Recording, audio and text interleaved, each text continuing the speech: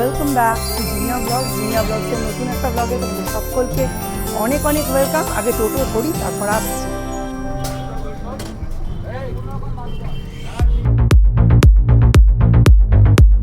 আমরা এখন যাচ্ছি বঙ্কিম সাহিত্য পাঠাগারের উদ্দেশ্যে। ওখানে বঙ্কিমবাবুর পৈতৃক বাড়ি আছে এবং ওখানে একটা কাঠের ব্রিজ আছে। অ্যাকচুয়ালি আমরা 85 ধরবো, তো ওই ক্ষেত্রে যদি আমরা কাঠের ব্রিজটা ক্রস করে নদিয়া জুট মিলের দিকে যাই তাহলে একদম 85-এর একদম ওখান থেকেই স্ট্যান্ড, তো ওখানে বসার জায়গাটা একদম পার্মানেন্টলি পাবো।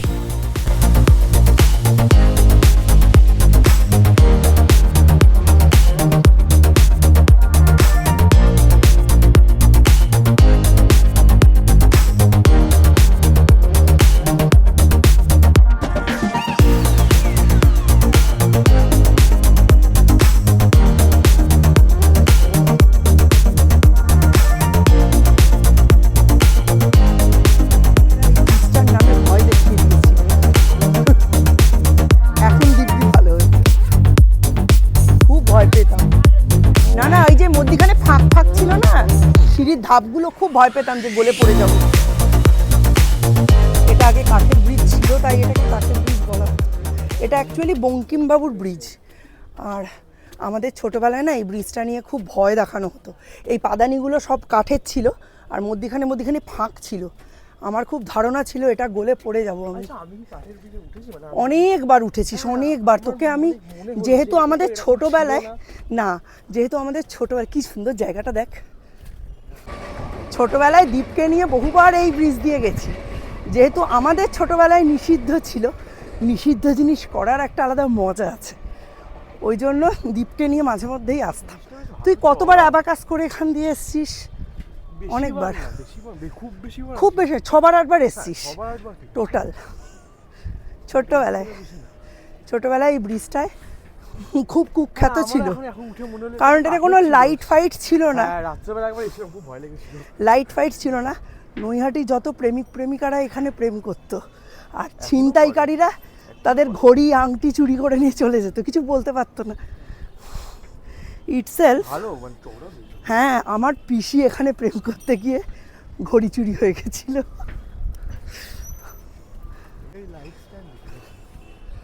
লাইটগুলো সব প্রেমিক প্রেমিকারা ভেঙে দিয়েছে, শুধু স্ট্যান্ডগুলোই আছে। কি দারুণ লাগছে। আর এখান থেকে ওই যে দূরে বঙ্কিমবাবুর বাড়ি দেখা যাচ্ছে। এই সামনে নদিয়া জুট মিলের রাস্তা, আর এখান থেকে 85 ছাড়ে।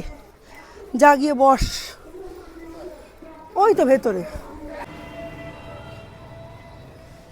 নৈহাটির খুব প্রাচীন এটার মন্দির।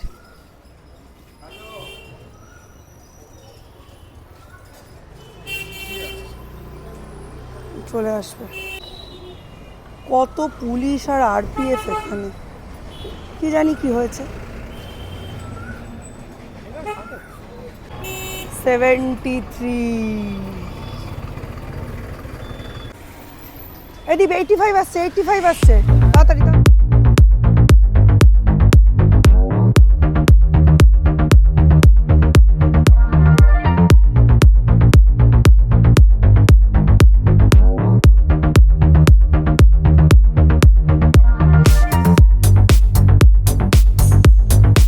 সেন্ট্রাল মডেল কতক্ষণ লাগবে? 5 মিনিট বুঝলি।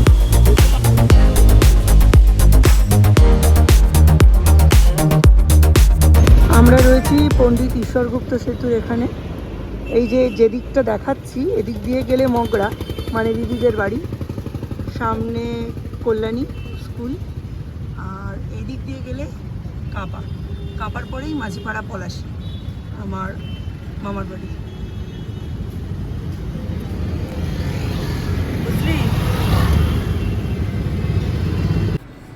স্কুলটা তো বেশ সাইড দিয়ে যেটুকু দেখা যাচ্ছে ভালোই লাগছে। সামনে অনেক গাড়ি টোটো ফোটো আছে বেশ। বাট আমাদের স্কুলের সামনে যেমন কিছু দোকান থাকতো গ্রসারি টাইপ, সেখানে তুমি কেক বিস্কুট কিনতে পারো, ওসব তো দেখতে পাচ্ছি না এখানে। মানে আমার বাগমতেই কিনতে হবে যা কিনতে হবে।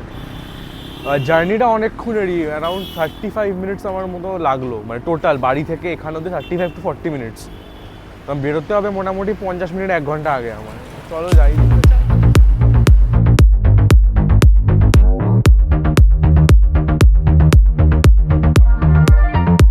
যাচ্ছে মাপ দিতে, এখানেই মাপ টাপ নিচ্ছে। সামনেই এই সাদা হয়ে যাওয়া সুন্দর গাছটা দেখতে পাচ্ছ, কুরচি ফুলের গাছ, কেউ বলে বরুণ, কেউ বইন্না। এই সামনের দোকানটাতেই সবাই মাপ টাপ দিচ্ছে। ক্লাস 11-এর অ্যাডমিশন যারা, তারা ইউনিফর্মের মাপ সব এইখানে দিচ্ছে। সৌনক এসছে, দীপ এসছে, আর আগে সুপ্রিয়, আরিয়ান্ত আর সবাই, বাসবজিৎ, রাজীব সবাই এসছে। ওরাই বলে দিল, ওদের মাপ দেওয়া হয়ে গেছে। এখন সৌনক আর দেবে, দীপ দেবে।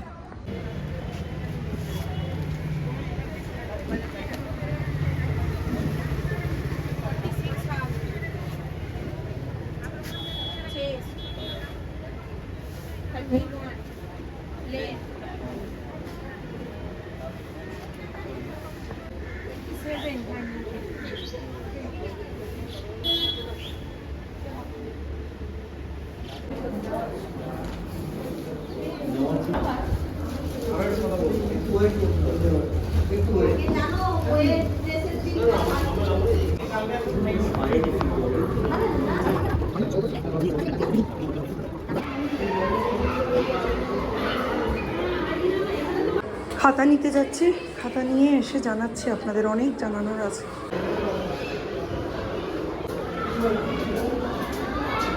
টিফিন পিরিয়ড হয়ে গেছে তো, টিফিনের পরে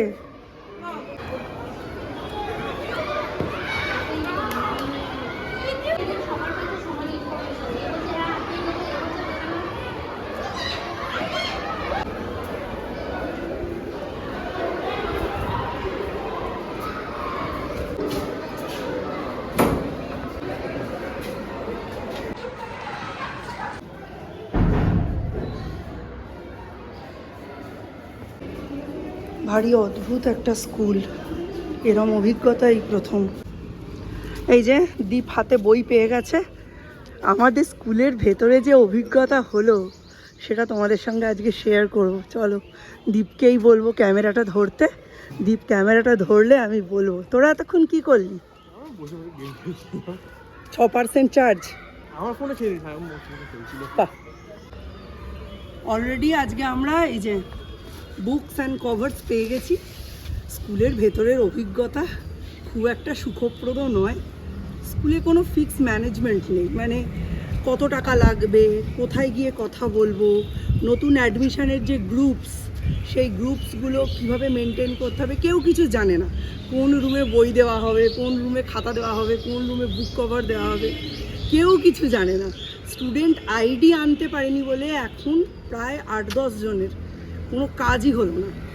আজকে মিস্টার বিশ্বাস ভাগ্যিস আমায় ছবি পাঠিয়ে দিয়েছিল বিলটার, সেই কারণে আমি আজকে এই যে খাতা আর এটা নিয়ে বাড়ি ফিরতে পারছি। লোকমুখে কথা শোনা গেছে এটা এই অ্যামাউন্ট লাগবে, কিন্তু লাগছে তার থেকে অনেক বেশি। ভাগ্যক্রমে আমার কাছে ক্যাশটা ছিল, তো আজকে আমরা কিনে নিয়েছি। খাওয়া দাওয়ার এখনও কোনো ঠিক নেই, সকাল থেকে চা খেয়ে এই চলছে ব্যবস্থা। তো চলো এবার গাড়িতে করে বাড়ি যাই। বাড়ি যাওয়ার আগে বাগমোড়ে খাবো, খুব খিদে পেয়েছে।